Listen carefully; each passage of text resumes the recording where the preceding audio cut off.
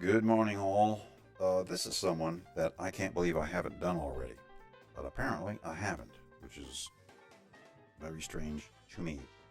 Tommy Bolin. What I want to do is his whole album. I might do a poll. Yeah, I'm gonna do a poll. Him and a couple of other like albums from around that time. I don't know who yet, but I'll stick a poll thing up there and you can vote. But for now, we are going to listen to The Grind, from the Teaser album, which is a great album. I remember listening to this thing sort of obsessively, just couldn't get enough. Let's see now. On drums, on a couple of songs, I can't tell you what ones particularly, but Phil Collins plays some drums on this. Prairie Prince plays drums on here. If you know Prairie Prince, it's hard to say. Prairie Prince was the drummer in the Tubes. I don't know what else he did. Probably a whole lot of stuff that you'd have to go look and find out what he did. And other people, of course, that I can't remember any of their names now. I'll look that up if I do. If it wins the poll, if it doesn't, then that's all moot, isn't it? So let us be on our way here. If I can just find my way.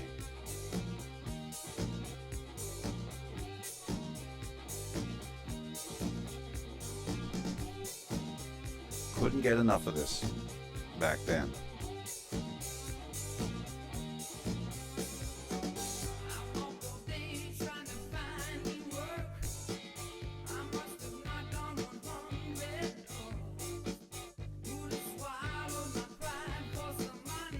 I won't sing.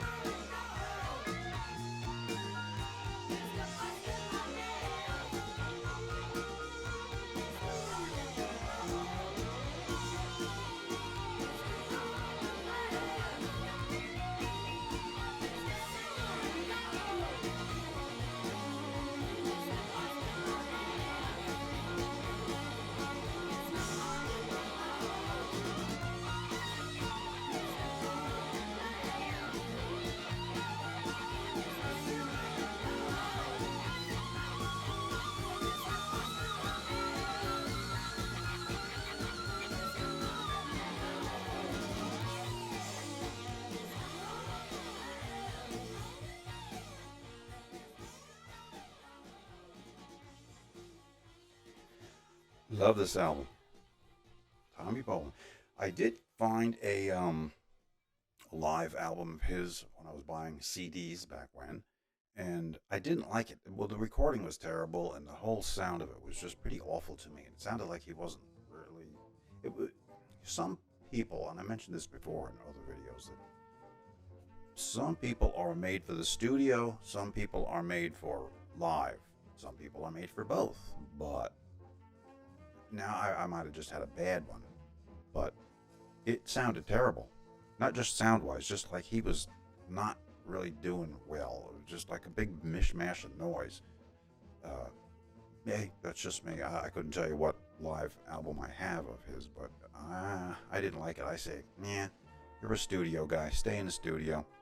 Same thing with Steely Dan. I saw Steely Dan live, and they were good, undoubtedly, great musicians and all, but yeah, it was just lacking that something. They're a studio band, and they knew it too. I mean, they didn't even tour their first bunch of years.